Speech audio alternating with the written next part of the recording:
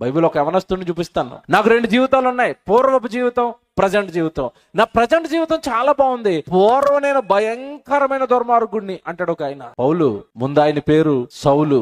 ఆయన ఏమన్నాడు తెలుసా? ఒకసారి బైబిల్ తీయండి. ఆ రోజు యోధ మతం అనేది ఒక మత పిచ్చి పట్టి మత పిచ్చివాడికి తను తయారు చేస్తే అందరిని తిడుతున్నాడు, అందరిని కొడుతున్నాడు. పౌలు గారు తిమోతికి రాసిన మొదటి పత్రిక 1వ అధ్యాయం 12వ వచనం, పూర్వము దోషకుడట, నెక్స్ట్ హింసకుడు అంటే హింసించాను సమాజాన్ని, కుట్టాను, తిట్టాను, తిరగబట్టాను, భయంకరమైన జీవితం నాది. దోషకుడను, హింసకుడను, హానికరుడనైన నన్ను తన పరిచర్యకు నియమించి ఉన్నతమైన, ఇది అండర్లైన్ చేసుకోండి, ఉన్నతమైన వానిగా ఎంచి నన్ను బలపరిచాడు ఒక ఆయన, ఆయనే ప్రభు అయిన యేసుక్రీస్తు అన్నాడు. అంటే నా లైఫ్ పూర్వం ఒకలా ఉంది, ఇప్పుడు ఒకలా ఉంది, నా బ్రతుకు మారిపోయింది, నా భవిష్యత్తు మారిపోయింది అన్నాడు ఆయన. అది యేసుక్రీస్తుల వారి వలన జరిగింది. ఇప్పుడు నేను ఉన్నతమైన భావజాలంతో ఉన్నాను, ఉన్నతమైన స్వభావాలతో ఉన్నాను, ఉన్నతమైన గుణ సంపన్నుడుగా మారిపోయాను. కారణం నా బ్రతుకును మార్చింది దేవుని మాట, యేసుక్రీస్తుల వారి మాట.